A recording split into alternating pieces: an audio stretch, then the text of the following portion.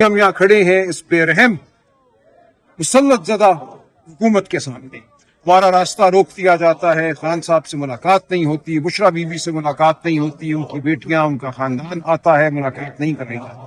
لیکن آج جو بالخصوص میں بات آپ سے کرنا چاہتا ہوں وہ بشرا بی بی کی صحت کے حوالے سے ہے۔ جو اطلاعات مجھ تک پہنچی ہیں وہ انتہائی تشویشناک ہیں۔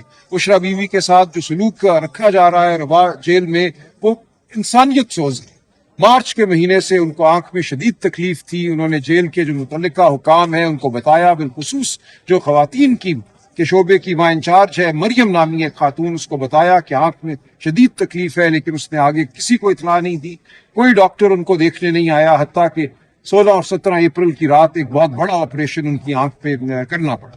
تو میں پرزور یہ احتجاج بھی کرتا ہوں اور ان سب سے جو آج حکمرانی کے مسند پر مسلط ہے یہ کہتا ہوں کہ کچھ انسانیت دکھاؤ، اپنے دل میں کوئی انسانی رمق جو ہے اس کا اظہار کرو، اور بشرا بی بی کو ڈاکٹر کے پاس جانے دو، ہسپتال منتقل کرو، ان کے ساتھ جو سلوک روا رکھا گیا ہے اس کو تبدیل کرو، ان کا بطور خاتون، بطور قیدی جو ان کے حقوق ہیں وہ ان کو دو۔ اور یہ مریم نامی خاتون جو خواتین کے شعبے میں وارڈن ہے یا وہاں پہ ان کی انتظامیہ کی انچارج ہے، اس کو فی الفور معطل کیا جائے، اس کے خلاف تعدیبی کارروائی کی جائے۔ اس نے جو سلوک روا رکھا ہے بشرا بی بی کے ساتھ وہ کسی صورت بھی قابل قبول نہیں ہے، اور خان صاحب کے ساتھ بھی جو سلوک روا رکھا گیا ہے، ان کو جو ہسپتال نہیں لے کر گئے، جو بہنوں سے ملاقات نہیں کرائی، یہ سب اس ظلم کی کڑیاں ہیں۔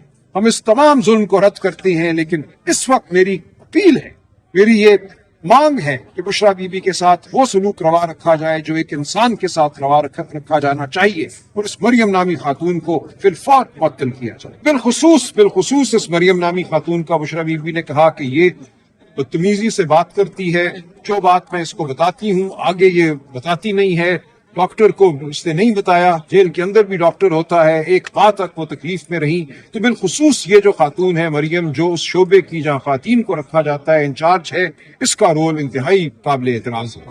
اس کے حوالے سے بشرا بی بی کی یہ درخواست ہے، اور بشرا بی بی کی بیٹی مبشرہ کی جانب سے ہم نے تھانے میں بھی درخواست دے دی ہے کہ اس خاتون کے خلاف FIR درج کی جائے، ہم نے سپرنٹینڈنٹ اڈیالہ کو بھی درخواست دی ہے، ہم نے IG جیلز پنجاب کو بھی درخواست دی ہے، ہم نے ہوم سیکرٹری پنجاب کو بھی درخواست دی ہے کہ بشرا بی بی کے ساتھ جو سلوک روا رکھا گیا ہے وہ نامناسب ہے، وہ ناقابل قبول ہے، اور مریم نامی اس خاتون کو فی الفور عہدے سے ہٹایا جائے۔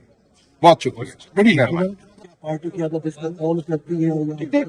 دیکھیے سوشل میڈیا PTI کا سوشل میڈیا نہیں ہے، یہ ہزاروں لوگ ہیں جو ہمدردی رکھتے ہیں، اپنا نقطۂ نظر رکھتے ہیں، تو دیکھ رہے ہیں کہ اس ملک میں جمہوریت پر حملہ ہے، اس ملک میں شرافت پر حملہ ہے، اس ملک میں انتخابات نہیں شفاف کرائے جاتے ہیں، عدالتوں کو منہدم کر دیا گیا ہے، وہ اپنی رائے رکھتے ہیں۔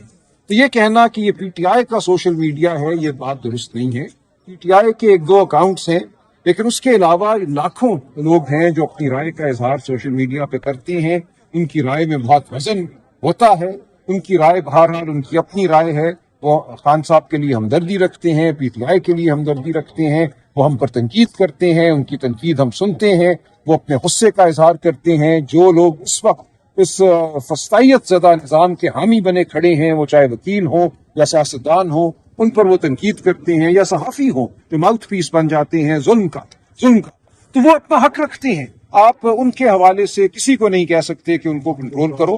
یہ آزادی اظہار کا ایک بنیادی تقاضا ہے کہ لوگوں کو اپنے غم کا، اپنے غصے کا اظہار کرنے دیا جائے۔ صاحب یہ بتائیے گا کہ PTI ہمیشہ احتجاج کی بات کرتی ہے، آج بھی جو ہے وہ احتجاج کے حوالے سے کہا گیا کہ عملی اپنائیں گے۔ اگر آپ دیکھیں تو اب تک جتنی دفعہ بھی کال دی گئی اس کو جو مقاصد بیان کیے گئے حاصل نہیں کیے جا سکے اب تک، اور کیا یہ جو ہے موجودہ قیادت عوام کو متحرک کرنے میں ناکام ہوئی ہے، کارکنوں کو متحرک کرنے میں ناکام ہوئی ہے، یا کارکن جو ہے وہ موجودہ رہنماؤں کی پالیسیوں سے تنگ آ چکا ہے؟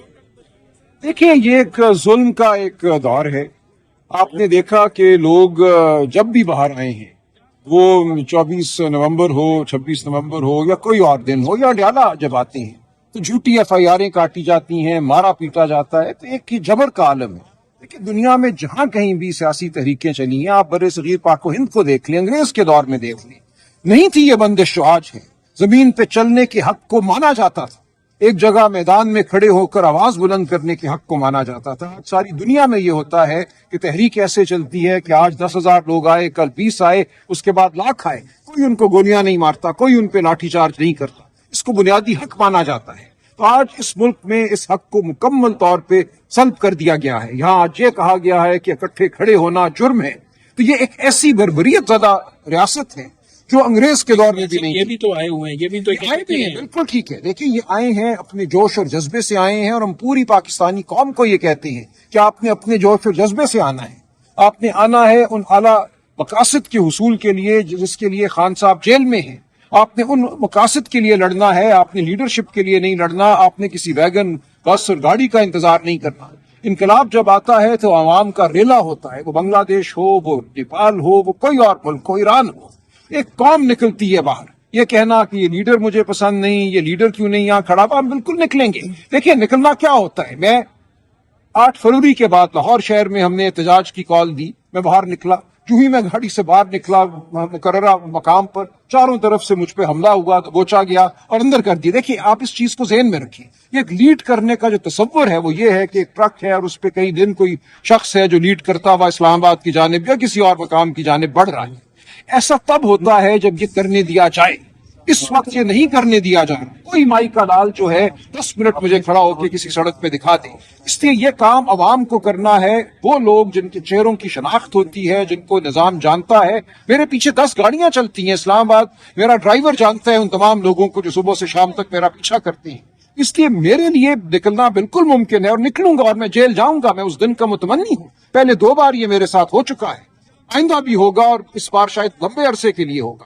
لیکن عوام کو یہ یاد رکھنا ہے اور ایران سے سبق سیکھنا ہے کہ جب ایک سطح کی لیڈرشپ غائب کر دی جاتی ہے، مار دی جاتی ہے یا محبوس کر دی جاتی ہے، تو دوسری سطح نے خود آگے بڑھنا ہوتا ہے، پھر تیسری سطح نے آگے بڑھنا ہوتا ہے. انقلاب ایک قوم لاتی ہے. انقلاب 8 10 20 لیڈر نہیں لاتے. انقلاب کسی ٹرک پہ نہیں آتا، کسی گاڑی پہ نہیں آتا. آئے گا اس ملک میں. ہم اس دن کے لیے کھڑے ہیں. ہم اپنی آواز بلند کرتے ہیں. ہم جبر کی آنکھوں میں آنکھیں ڈال کر دیکھتے ہیں. ظالم کو ظالم کہتے ہیں. آواز ہم بلند کرتے رہیں گے.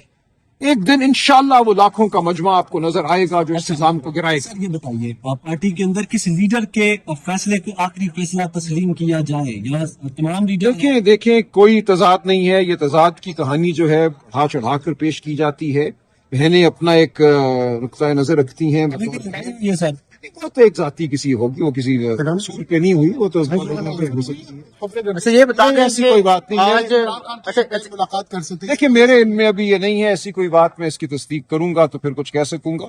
میرے علم میں یہ نہیں ہے. لیکن بظاہر ہمارا جو ہمیں اطلاع ہے، بہنوں کا موقف یہ ہے کہ تینوں جائیں گی. ان کے درمیان کوئی تفریق جو ہے وہ ان کو قابل قبول نہیں. اچھا یہ بتا دیں کہ آج علیمہ خان نے جو کہا کہ اگر لاہم ملاقاتیں ہو رہی تھی تو بانی پی ٹی آئی کا ہی وہ پیغام آیا تھا کہ میڈم علیمہ کو انہوں نے کہا تھا کہ یہ میرا بیان یا میڈیا پہ نہیں دیں گی. ان کو سائڈ پہ کر دیا تھا اور یہ کہا گیا تھا کہ عظمیٰ یا نورین میں سے کوئی مجھے ملنے آ سکتا ہے. تو اب جب نورین کے حوالے سے کہا جا رہا ہے دیکھیے مجھے اس بارے میں کوئی مصدقہ اطلاعات نہیں ہے، اس لیے میں کچھ نہیں کہہ سکتا. بہنیں اپنا فیصلہ خود کریں گی. وہ سیاسی فیصلہ نہیں ہے، وہ ان کے خاندان کا معاملہ ہے. سیاسی فیصلے ہم کرتے ہیں. پولیٹیکل کمیٹی ہے، ہماری پارلیمانی پارٹی ہے، وہاں پہ بحث ہوتی ہے اور فیصلے ہوتے ہیں. اس میں سیاسی فیصلوں سے یاد آیا کہ آپ پی ٹی آئی میں اقتصاد کی بہت زیادہ بات کرتی ہو، تو خصوصاً جو پی ٹی آئی کے اندر مالی طور پر خود برد کا جن کے اوپر الزام لگایا جاتا ہے یا جن کے بارے میں کہا جاتا ہے کہ وہ مقتدرہ سے خفیہ میٹنگ یا ملاقاتیں کر رہے ہیں، اس حوالے سے کیا پارٹی میں کوئی کسی کا احتساب ہوا؟ جب احتساب کی بات آتی ہے ان کو جو ہے وہ ایک طرف کر دیا جاتا ہے، ان کا احتساب نہیں کیا جائے. نہیں ایسا نہیں ہے. دیکھیں پارٹی کے اندر بالکل ایک احتساب کا ایک عمل ہے اور اس پہ ہم عمل کریں گے. دیکھیں اس وقت ماحول یہ ہے، آپ جو اشارہ کر رہے ہیں 26ویں ترمیم کے وقت جن لوگوں کے حوالے سے سوال اٹھے تھے ان سب کو نوٹس دیے گئے ہیں، ان کے جواب آئے ہوئے ہیں، وہ جانتے ہیں اور اس حوالے سے ہم شواہد کی بنیاد پر ضرور کریں گے فیصلہ. لیکن اس وقت ایک سیاسی عمل ہے. اس سیاسی عمل میں ہم یہ نہیں چاہتے کہ کوئی ڈائیورژن ہو جائے، ہم کسی اور سمت چلنا شروع ہو جائے. پارٹی کو ہم نے اس وقت متحد رکھا ہوا ہے، لیکن جو پارٹی پالیسی سے ہٹے گا. کوئٹہ میں اقبال شاہ نے جو وکالت کی مہرنگ بلوچ کی مرضی کے خلاف، ہم نے ان کو بالکل غلط کہا ہے. اس حوالے سے میں نے بیان بھی دیا ہے اور ان کا پارٹی سے کوئی تعلق نہیں رہے گا. اسی طرح ڈاکٹر زرکا کو ہم نے نوٹس دیا ہے، انہوں نے کشمیر کے حوالے سے جو گفتگو کی وہ بالکل پالیسی جو پارٹی کی ہے اس کے برعکس تھی۔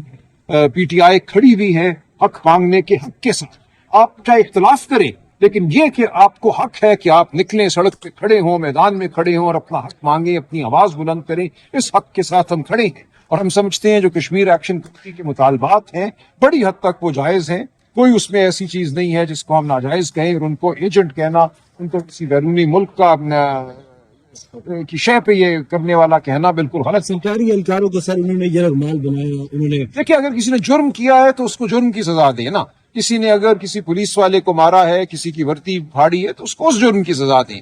آپ ان کو یہ نہیں کہہ سکتے کہ یہ کسی بیرونی طاقت کے ایجنٹ ہیں۔ اگر آپ جرم کو دیکھیں گے تو بات آسان ہو جائے گی، لیکن اگر آپ مفروضے قائم کریں گے اور پوری ایک تحریک کو آپ اس مفروضے کی بنیاد پر کالا کہنے کی کوشش کریں گے تو یہ کسی صورت جائز نہیں ہے۔ آپ نے یہ بلوچستان میں کر کے دیکھ لیا، آپ نے یہ خیبر پختونخوا میں کیا، جب کہیں عوامی آواز اٹھتی ہے کہہ دیا جاتا ہے یہ بیرونی طاقتوں کی آواز ہے۔